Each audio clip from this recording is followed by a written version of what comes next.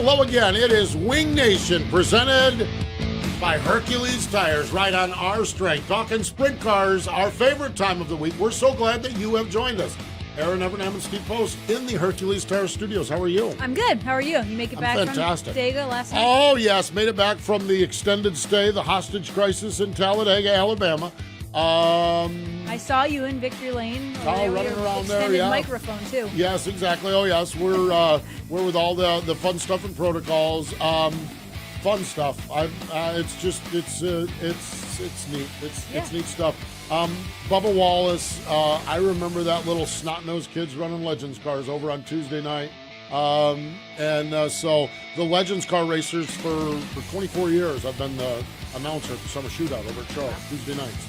And those little kids are kind of like my kids, you know what I mean? And when you see one of them have something good happen, it was pretty neat. It was pretty neat. The only problem I have with Bubba is that right at the time they went to the MRN interview, his mama called him. And you got to take that call. Bubba did well in the mom department. She is a special, sweet, wonderful woman. She's phenomenal. I mean, and I'm like, and he said, I got to my second question. I said, so many people along the way. And he says, yeah, and that's my mom on the phone now. And I'm like, oh, gosh, I want to talk to you forever. But you have got a bigger and more important name on the other line. And so we did a third one. But just a neat moment. First wins, whether they're first wins in NASCAR or first wins in Legends or first sprint car wins, are always special. They really are. Absolutely. And to see that raw emotion he showed, which, I mean, you can't beat that. Nobody knows the journey that young man's been on. Yeah. It's been a journey, but anybody who climbs the racing ladder knows a portion of the journey. And he has dealt with a lot over the course of time. Mm-hmm. And then he just, there may be some who have a problem with Bubba Wallace, but when he demanded that his dog come and do Victory Lane and that dog running in and the pictures in Victory Lane with the dog, I'm like, all right, if you have a problem here, let me show you this picture and state your problem, because they were like the whole talk on some of the Twitter stuff was every driver now should be mandated to bring their dog to Victory Lane, and if they don't have a dog, they need to get one. You know, so fun stuff. I love all forms of racing. Obviously, we talk sprint car racing here, and that's the game plan. That's what we'll do. But I love the sport, and I love moments like we saw in NASCAR yesterday. I love moments like we saw Saturday night at Williams Grove. And the part, let's get into it. Our Hefter Racing Products Hot Topics. It was the 59th annual Champion Oil National Open at Williams Grove Speedway. The reason moments like Saturday night are so important is because you've got the extreme both ends of the spectrum right on the front stretch. You have got Carson Macedo getting that first marquee win, and he's been so good at so many times, at so many places, and so close to get that first win. And I can't even fathom what Williams Grove would have been like had Logan Schuchart won that race in the Bobby Allen throwback car. And we know how competitive Logan is. And so that's what makes moments like that special is you go from Carson Macedo, who is in just sheer one of the marquee moments of his life, to Logan Schuchart, who puts a happy face on it. And all things considered, ran second at the National Open. I get it. But he was within 4 laps. He was within putting Bobby 0.3 of a second. I know. Well, yeah, you're right, yeah. So putting Bobby Allen's 1A on the front stretch at Williams Grove, and they'd still be, they would just be what was left of the track. They'd have burned the joint down. And I think that's what's so great about racing is as you get to know these drivers and the crew people, just watching Phil Dietz and watching the hugs and watching the celebration. You know, Erin, there's so many people that work so hard to do this, and there's so few moments. Absolutely. And if you think looking into the weekend, we would have said that Carson and Logan were contenders, but we wouldn't. They would have been my pick to win. I would have said, Gravel, Schatz, DeWeese, or something like that. And when you look at the Cup race yesterday, you wouldn't have automatically said, "Oh, Bubba's he's going to win this." So it's neat to see those moments in our sport. Really, truly is. I've got a buddy going back to a buddy of yours too, going back to NASCAR, Ed Watkins. Big Ed Watkins. Yeah. He's the gas man for Bubba. Big Ed.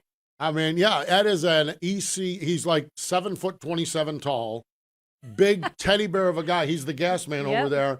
And they do not come any finer than Ed Watkins. Nope. He runs a marina, Ed Watkins Marina here in he does all our work on our pontoon. Does he really? He does all. Yeah. They just don't come any finer than Big Ed Watkins. And to see him, just to see him. Yes. And again, to see Phil Dietz and to see these people that put their whole life into this get a chance to celebrate. Because more times than not, they come home frustrated. Yeah. And why do I do this? Yep. And, Phil Dietz is a smart man that could do probably a lot of things in the world. And every one of his weekends is on the road with his 41 car. He does wonderful things there. He's a smart enough man. I don't know where all of his training and all of his knowledge comes from, but he's a smart enough man. He could probably get a lot of really good jobs. And yet here he is slinging it out in motel parking lots. Yep. That's what he loves. I get it. He's what he loves. Boy, that's why moments like Saturday night are so special, and Monday afternoon are so special, and whenever those wins come. $75,000 to win prelim night, Kyle Larson. So here we go. Can he win the Triple Crown? And he was just giddy up go on Friday night. He was after rolling. not having been in the car for 7 weeks. Well, exactly. Yeah, I mean, he landed in Harrisburg at 12:30 and went to the hotel and chilled out a little bit while Paul. The guy's incredible.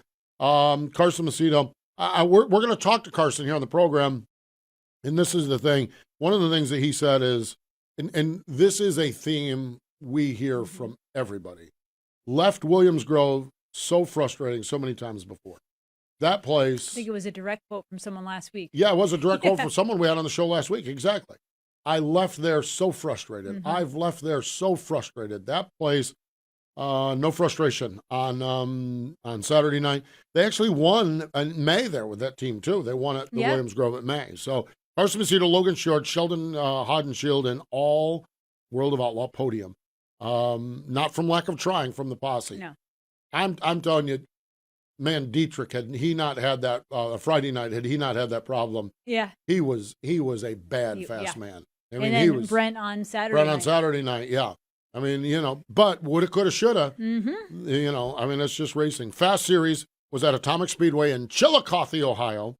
Winner was Parker Price Miller in the Sam McGee Motorsports car. We're going to talk to Parker about that win. And we just literally before we came on the air, we were talking about this. Oh my gosh, he's been in so many cars this year. He really has. And good cars. Good cars, and he's done well too. He's done well, So we're going to talk to Parker Price Miller. The Ohio Valley Sprint Car Association Saturday night was at Ohio Valley Speedway in West by God, Virginia. Chris Myers picked up the win, third win of the season. Tyler Street is the champion there. And I love this one. I love when I open up my Facebook and see Terry McCarl's smiling face with a check in his hand. I-80 Speedway, it was championship weekend. Terry McCarl, and the thing of it is I was thinking, seen this recently. Yeah. I have. 3 straight weekends. On September 18th, he won the Rapid Nationals at Rapid Speedway with the MSTS Sprint Cars. On September 24th, he won the Fall Brawl with the Sprint Invaders at 34 Raceway, and this Saturday he won at I-80. So T-Mac, and T-Mac's been fascinating this year because we've watched, obviously he's become as much, if not more, dad T-Mac as race car driver. And then you throw in the shortage of engine parts and the challenges there. But it's good to see the old boy smiling in Victor Lane too. I mean, because again, passion, heart, sprint car racing, Terry McCarl. I mean, and on Saturday it was, I didn't look too deep in the order. I didn't have to look too deep. Jack Dover was second. When you whoop Jack Dover in a 360 race, you've done something. So, I love seeing our friends' smiling faces in victory lane. So it was cool to see that with Terry McCarl. So neat stuff. Fun weekend. So, Carson Macedo and Parker Price Miller joining us here on the program. Friends at HRP Racing, they love karting as well as they do sprint cars. From sprint, road racing to winged outlaw karts, HRP Streeter Super Stands are the #1 selling brand for karting. They have automatic electric lifts, rolling stands, and stackers to carry multiple carts. And just like sprint cars, HRP has tire racks, engine racks, speed breakers, and a whole line of kart racing accessories. I go to Millbridge all the time, and I'll take a picture of one of my buddies and his karts and Jeff West will say, look what they're using. They're using one of our Streeter Super Stands. Yes, indeed. If it's good enough for those guys, it's good enough for you. And all your racing needs this time of year is now time to restock that shop and restock that trailer as you start to pull everything out of it. www.hrpracing.com. Let's go back and take a listen to it. It was Johnny Gibson on the call with Dirt Vision, World of Outlaw NOS Energy Drink Sprint Cars, Williams Grove Speedway. Here it is. Carson Macedo, Logan Schuchart, $75,000 on the line. And now for the Dryden death-defying move of the week, where one driver simply amazes us with their on-track moves. Macedo for the lead in 3 and 4, and he's got it. Carson Macedo takes the lead from Logan Schuchart with 4 laps to go. That death-defying move was brought to you by Dryden Diesel All Death, the official death of the World of Outlaws and wheelmen everywhere. Visit Dryden.com for more information.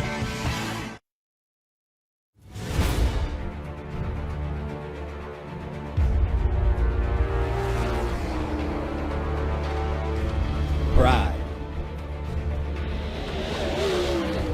Passion. Performance. We are. We are. We are Team Dryden.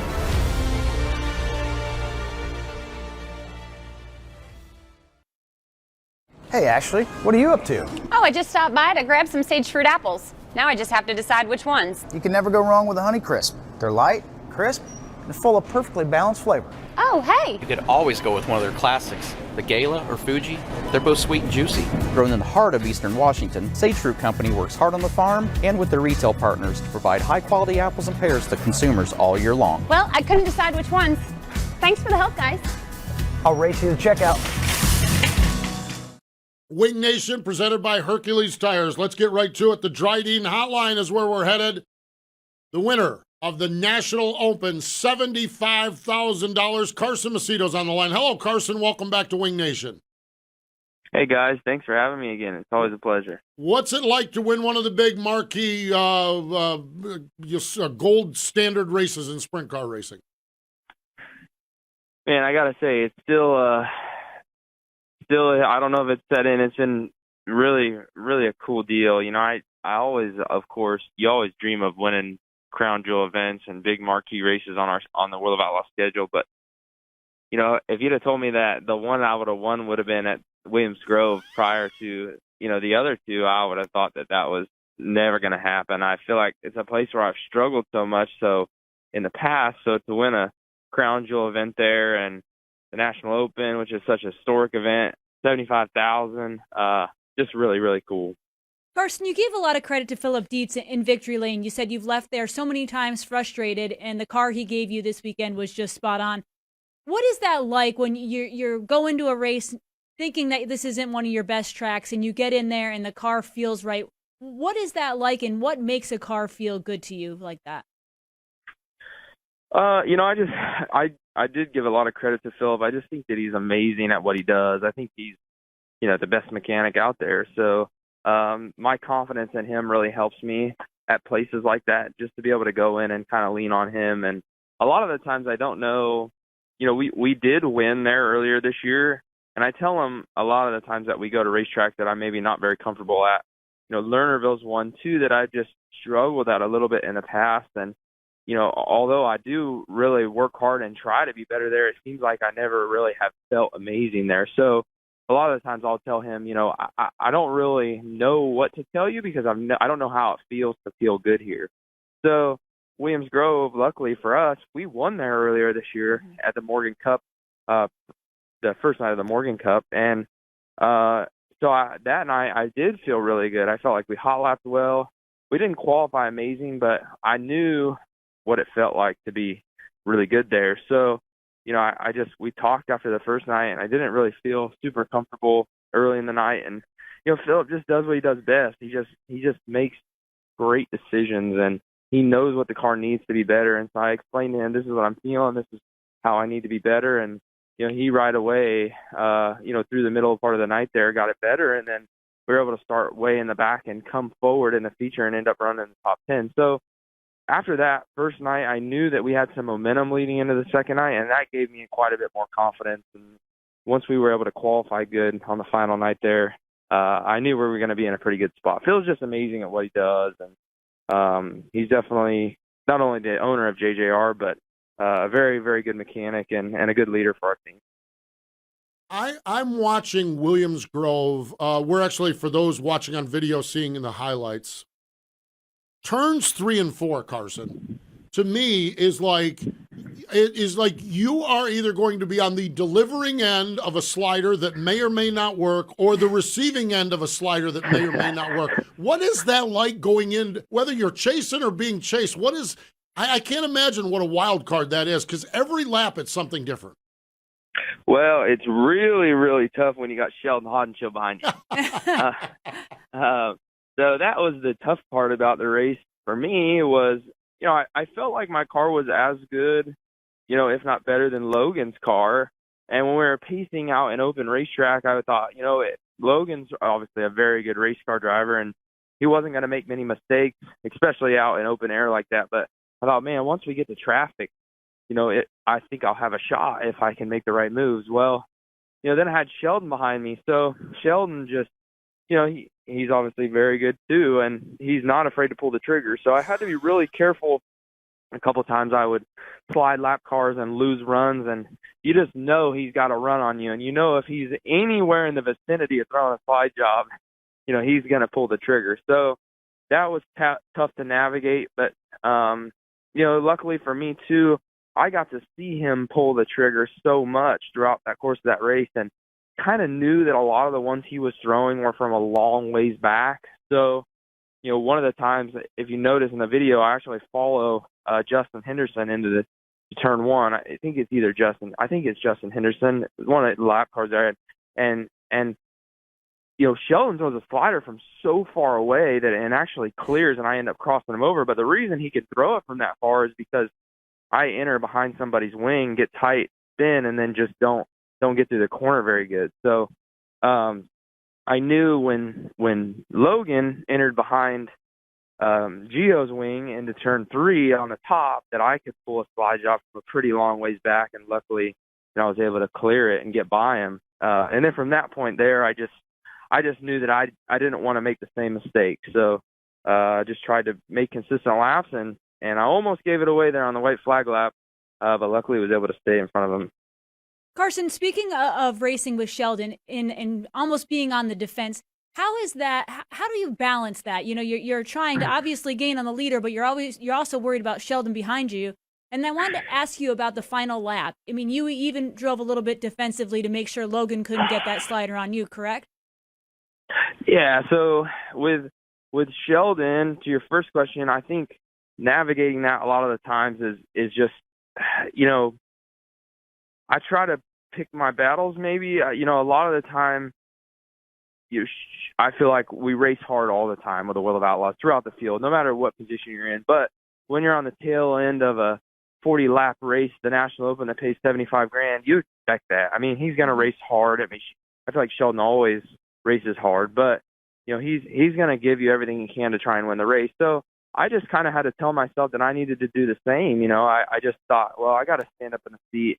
And if he beats me and he ends up out driving me or outdueling me, then it is what it is. But I was going to give it everything I had. And luckily I was able to get far enough away from him and get to Logan to make a move. But the biggest thing I was nervous about is just sometimes that can happen where you get to racing so hard for second that you don't give yourself a chance to go battle for the lead. So I didn't want that to happen. And I just tried to get away as much as I could and drive hard when I was in front of him. But yeah, as far as the last lap there, the reason I ran defensively is because I made a mistake coming to the white flag.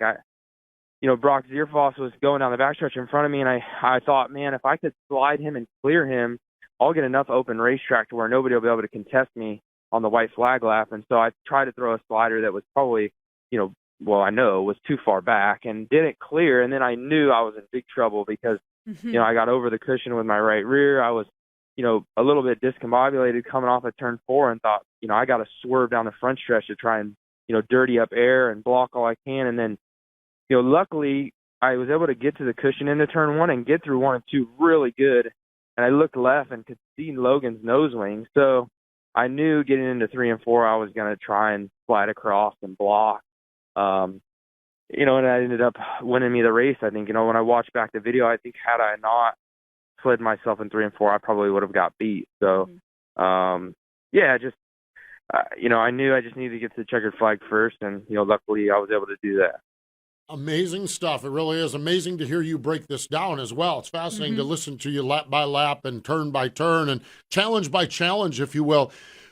Was there a person or a moment or somebody that reached out to you in the aftermath of this that kind of was somewhat special, that kind of stands out, or was it just the mass of everyone, I'm sure, reaching out?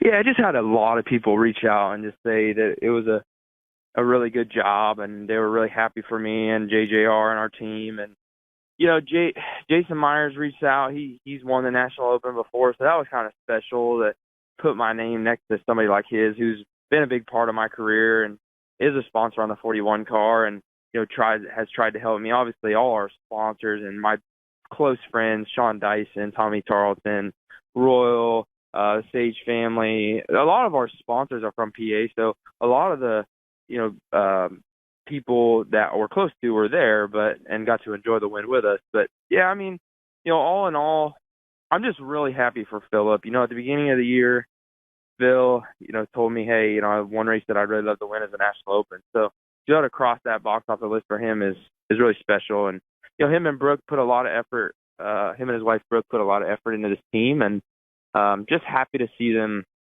you know, having success and happy and looking forward to the future, you know, at JJR. Carson, you mentioned Tommy Tarleton as one of the people that reached out to you. A couple of weeks back, you had another big win. It did not carry the $75,000 paycheck, nor did it carry one of the marquee, you know, crown jewel titles. But I would think probably in your life it was a crown jewel, the Tommy Tarleton Classic out in California. You know what? This last month has been pretty good to be Carson Macedo Carson Macedo's been pretty good to be Carson Macedo, I would think, after winning that race as well. Yeah, it's been crazy. Like we you know, up until this month, I had never won a race over 25 or over 20 grand. I won a race my first year on the Outlaw Tour at Black Hills that was $20,000. But other than that, I had never won anything that big. And then, you know, and then we were able to win the Skagit Nationals, paid $25,000, win the Tom Tarleton that paid $21,000, and then win the National Open that pays $75,000. So it's like, man, I crossed a lot of big wins off the list in a short amount of time, which was really cool. But like you said, I mean, for me, I grew up racing in California for the Tarleton family. So the Tom Tarleton Classic, it was a crown jewel in my eyes to me, and especially to my family and friends. And Hanford, you know, Colorado Speedway is only 15 minutes from where I grew up, where I live in Lemoore. So it was just special. All my family and my friends were there, a lot of people that I care about. And, you know, Tom Tarleton, for a lot of people that don't know, it is 100% the reason why I am a sprint car driver today. My family, I raced micros for my mom and dad, and my grandpa put me in a quarter midget when I was really little. But when it came to the sprint car side of things, you know, my family they just worked normal jobs and didn't really have the funding to go race sprint cars. And, you know, luckily Tom Tarleton, they own Tarleton & Son, and their business is very successful. They had raced sprint cars for a long time with Tommy and other drivers. And, you know, when I turned 15 and a half, he gave me the opportunity to be a sprint car driver, and really they've supported me. Tom and Tommy Tarleton have supported me throughout my whole career. So it was very special. And although it wasn't 75 grand and, you know, not technically a crown jewel event, it did mean just as much to me to win that race as it did the National Open. So it was special. And yeah, we definitely aren't taking this last month for granted. It's been really, really cool. Carson, winning this weekend also added you to a short list of World of Outlaw drivers that have won multiple races at Knoxville, Williams Grove, and Eldora in 1 year. And those drivers are Steve Kinzer, Mark Kinzer, and Sammy Swindell. What is it like to have your name associated with those guys on such an incredible stat? Yeah, I saw that the World of Outlaws Twitter posted that yesterday, and I couldn't believe it. It really brought a smile to my face. You know, those 3 tracks. First of all, you know, Brian Walker does a lot of that, and he does an amazing job with their Twitter. They've hired him this year, and some of the stats he pulls out, I think to myself, like, where do you find these things and this information, especially from so far back a lot of the time? So it was just cool to see that, and you know, it was special to me because those are 3 tracks. You know, believe it or not, especially Williams Grove. Even though I didn't really like it very much when I first started racing there, but you know, those are 3 tracks that mean a lot, always have meant a lot to me to race well at and do well at and perform well at, mostly because they do hold all the Crown Jewel events. They are very historic. They've been around for a really long time, and obviously the other 3 guys on that list are very, very, you know, very good race car drivers, some of the best of all time. So it means a lot to be on that list with them. You know, the Grove was, even though Eldora is probably my favorite track, Eldora and Knoxville are probably my 2 favorite racetracks.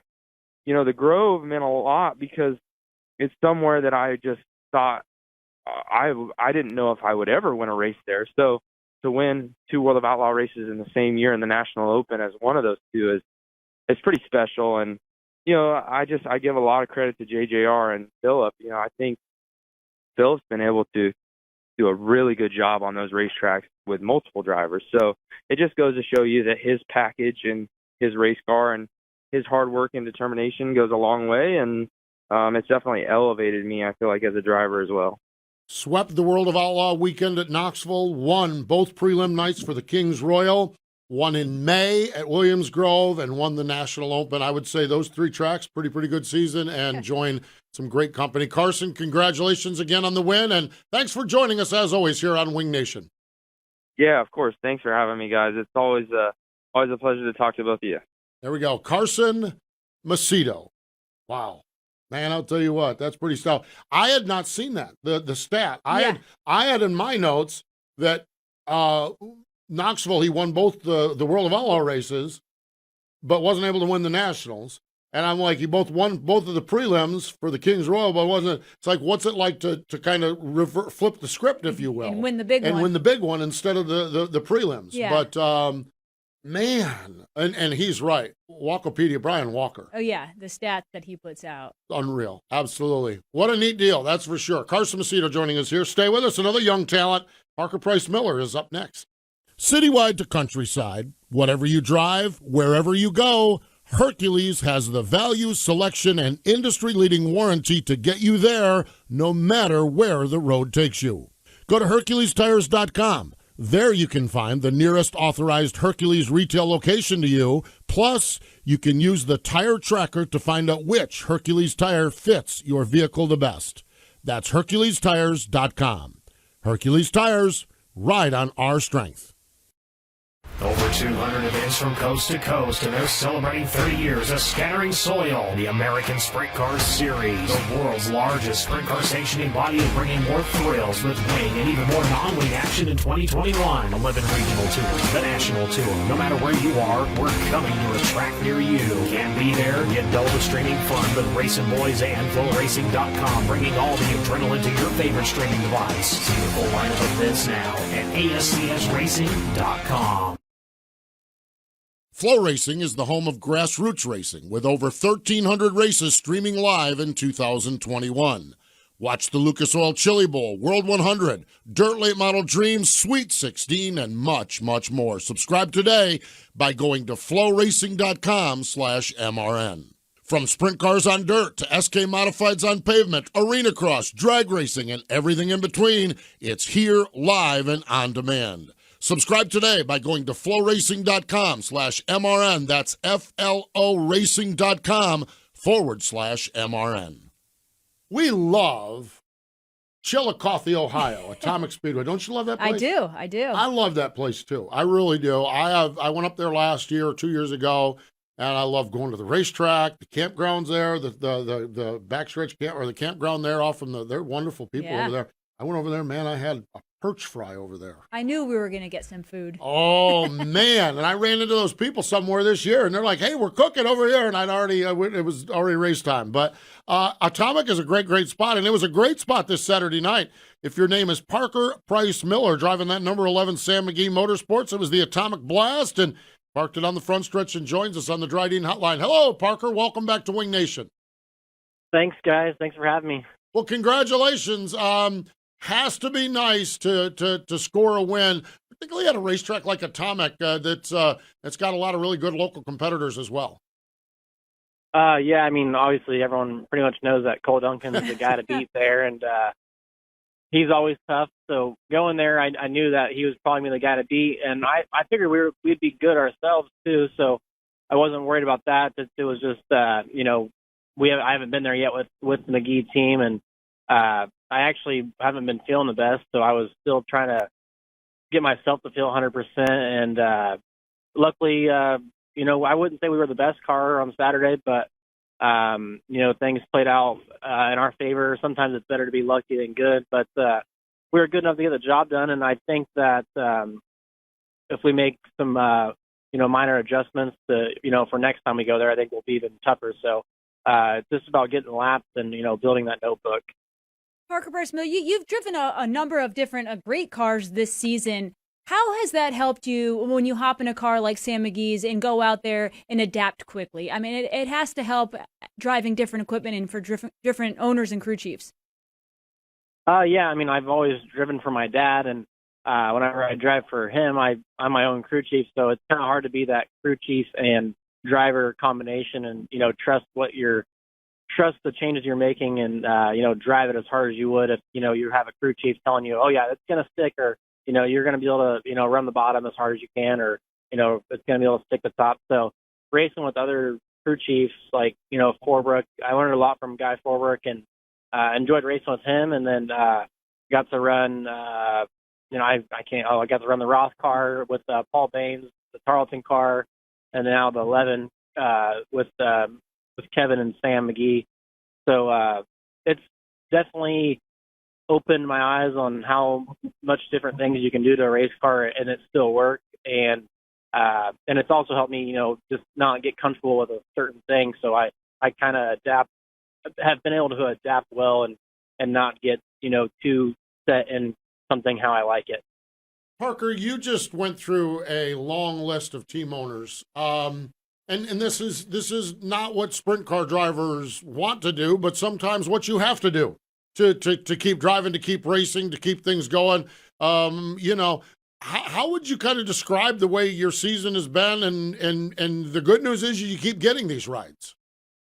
Yeah, out of sight, out of mind, really. So anytime I had a chance to go drive, I wanted to take it. And obviously, I was running my own family team on the Outlaw Tour, and just things weren't going good. We weren't fast. It was more so tearing us apart and making us feud, and just didn't really enjoy it anymore. I wasn't having fun, so I had a chance to go race with Guy Forbrook and and go out on my own and not race under my dad's banner. So I wanted to do that, and Guy did wonders for me and taught me a lot, treated me really well. His whole team did. So that helped me get my name out there and, prove to people that I wanted to do it on my own. And so that I got to run for him, and then that led to the Ross deal at Peasley, and did really good there. And, that kind of built up my stock some more, and I kind of left a good impression there at Ross. And Paul Baines, who works for Tarleton, was the crew chief that week, and that led to, a few weekends out in California. Unfortunately, we weren't very good out there, but still had a great time. And, yeah, just anytime I can go race to keep my name on the map, that's what I want to do. And then, the 11 deal worked out with, Basin going the 5 car and that having an opening there. And, Guy was pretty much done for the rest of the year, so that left my schedule open to go do that and race with them for the rest of the year. So it all worked out, and we've had a few good weekends together and just trying to build my stock and, just win races. That's all I want to do, and, race every weekend. Parker, you kind of hit on this on my last question, but driving for all these teams you mentioned, for working with Guy Forberg, driving the 83 car, what are some of the specific things that you learn, not just driving your family car? Is it, I mean, I drove with Guy Forberg for a little while, and he's just a wealth of knowledge, and it's not just setups too, it's driving-wise, but what are some specific things that you think that you've improved on having the chance to work with all these great people? I think before I was always really hard on myself and expected too much out of myself. And, Guy kind of taught me just kind of take what it can give you. If you're fast, you're fast. If not, we're going to run eighth. Sometimes running eighth and finishing eighth is better than, taking an eighth place car and trying to run fifth but wreck it. So, I think he kind of calmed me down a little bit. He taught me, how to give better feedback and try and build that communication up where we can get our car better for later on in the race. It's easy to be fast on the track steady, but it's building that communication up where the track starts losing, seconds of time where you can, make up a lot of ground later on in the night. So building that communication up with Guy and, believing in myself was more so what he taught me of just, having that positive attitude and being more mental toughness and trying to be there at the end of the night. That's exactly what I wanted to talk to. You mentioned 3 or 4 times, build my stock. And I understand a resume is what a driver has, okay? But how important is that attitude? This sport will kick you right where it hurts bad, and it will continue to do so. And it sounds like the first part of the season you were going through that. What the mental game of this and the building yourself up and your confidence, how important has that been as we work toward the close to this season? Yeah, it's huge. I mean, unfortunately, you're only as good as your last race, but it's forgetting about that race and moving on to the next one is the biggest thing. And I'll admit I was never really the best at that before, and I would get on really high highs whenever I had good nights, and then I'd have a bad night and I'd, let it drag on instead of just forgetting about it. And that's one thing that, like I said, that guy taught me was, it don't matter anymore. It's over with. You can't go back and change it. So I try my best. I still have times where I struggle with it, but I do my best to try and just forget about it and realize that, there's always the next day to, prove that you're still want to be here. So, but the mental toughness part with the Outlaws is huge. I mean, those guys, they know they're good. They know your weakness. They know that, if you're not aggressive on starts, they're not going to give you an inch, and they're probably going to run you a little bit harder than they would the guy that they know that is aggressive. So you got to be just as aggressive as they are, and just know that they know that you want to be there. So that I think whenever you let them know that you want to be there and you want to be like them, they respect it more.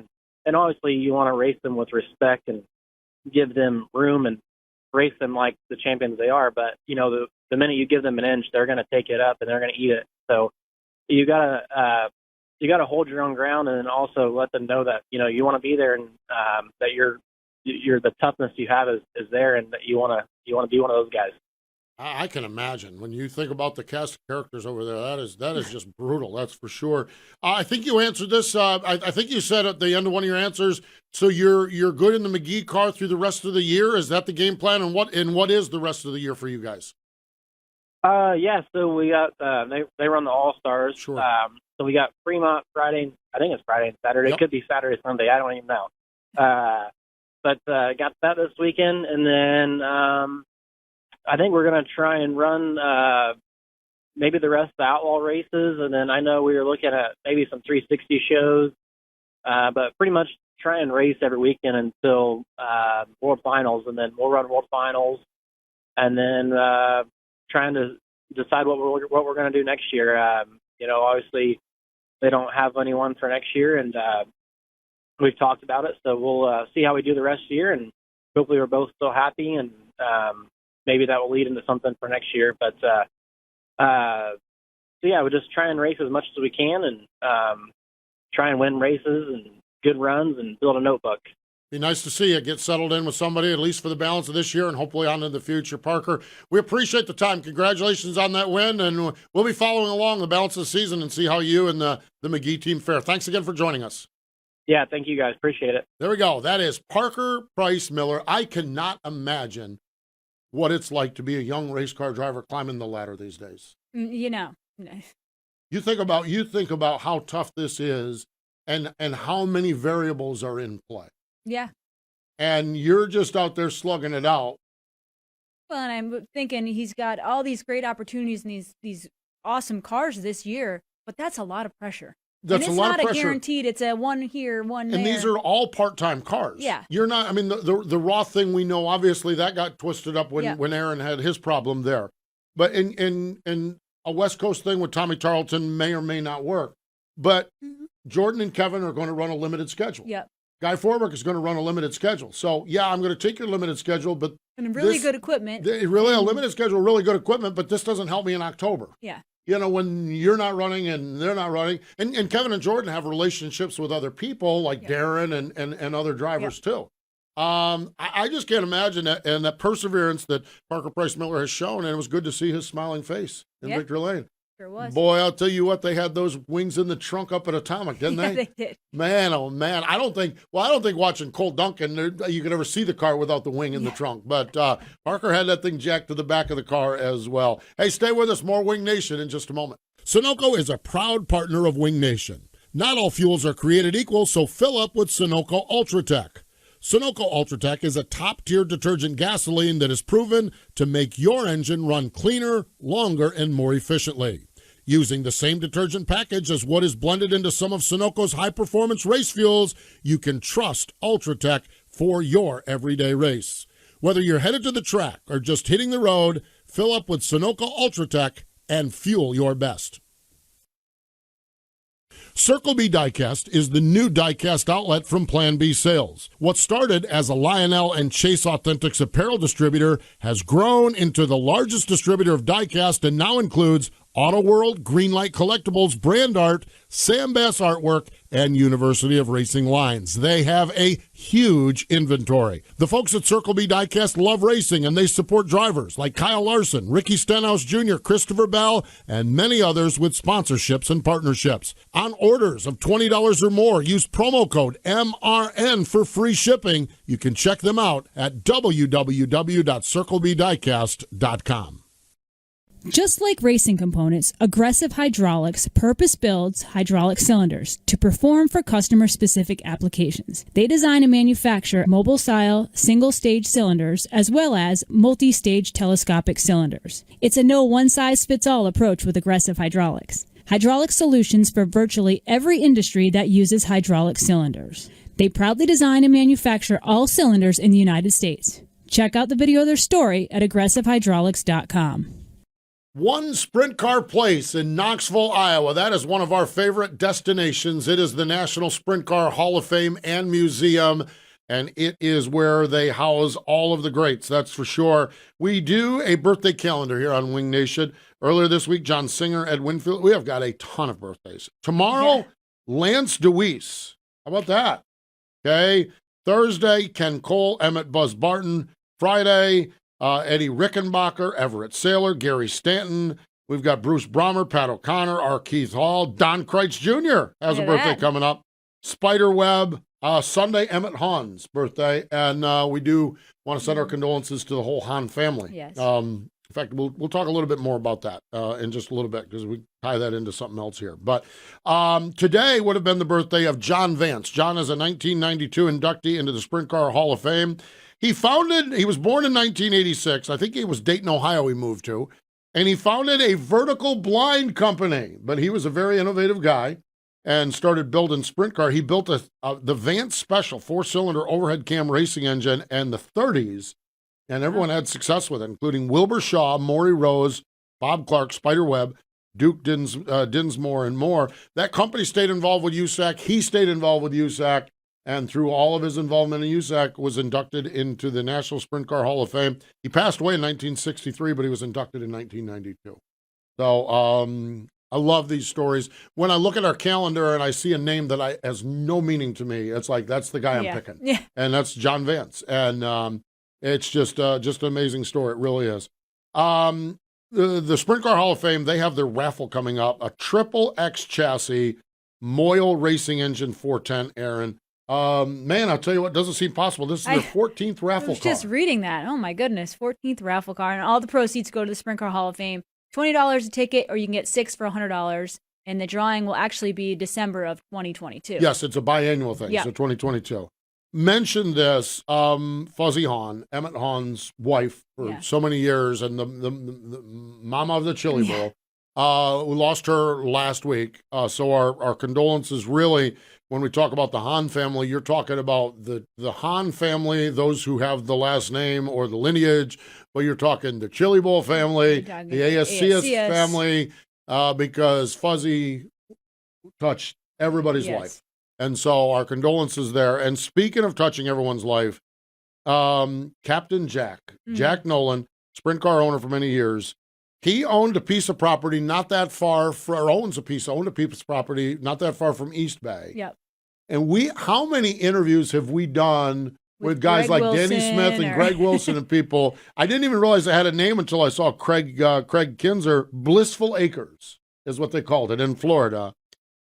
This basically, and I had one night, and the good news is his only wish, well, one of his only wishes, is that Blissful Acres continues to be the home for sprint car drivers going forward. Because I went to East Bay one night, and Danny Smith says, you should come to Captain Jack's with me. And I had to head all the way back across the state, because I was in Daytona. That was East Bay. And I almost did it. And now it's like I wish I would have done it. But they basically have a shop, facility, acreage, something down there. And there's like ponds, and it's beautiful. Greg posted a bunch of pictures. Beautiful place. And there's sprint cars in February everywhere there. And they do big meals at the end of the day, and they tell lots of stories, some true, some not true. Captain Jack, unfortunately, this weekend took his checkered flag, and we are mourning that. Danny Smith's posts, Danny Smith class act, that should just we should just have that as his name. I mean, it's just not, but his posts have been just so wonderful telling the story. Yep, very heartfelt. Very heartfelt, exactly. I think Danny and his wife were down there, and I think if Danny told me right, his wife was a nurse, so they were tending to Jack over his last few days as they were in comfort care mode more than anything else. But so to the Hahn family and to the Noling family, our sincere condolences, and we just wish everyone the best as we deal with their loss and remember so many great moments, that's for sure. Coming up on a Thursday podcast, the crowd pleaser, Craig Delansky. How about that? He's got a little project going on this weekend, so we're going to talk to the crowd pleaser. Love talking to him. And coming up this weekend on our Wing Nation, presented by Sage Fruit television program, Logan Wagner. We've already recorded this baby, and it's good stuff with Logan Wagner, the 4-time Port Royal champion. Wing Nation gear is available this weekend at Fremont and at wingnation.com. We appreciate Carson Macedo and Parker Price Miller for joining us. More important than all of that, though, thank you for joining us here on Wing Nation, presented by Hercules Tires. Ride on our strength.